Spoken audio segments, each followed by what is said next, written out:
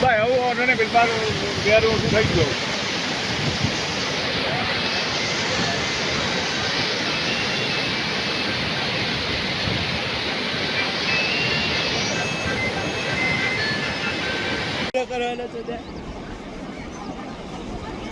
શું કેવું છે લ્યા?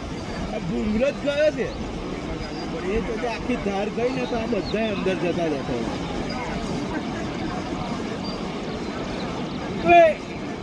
પેલા પાછળ જાઉં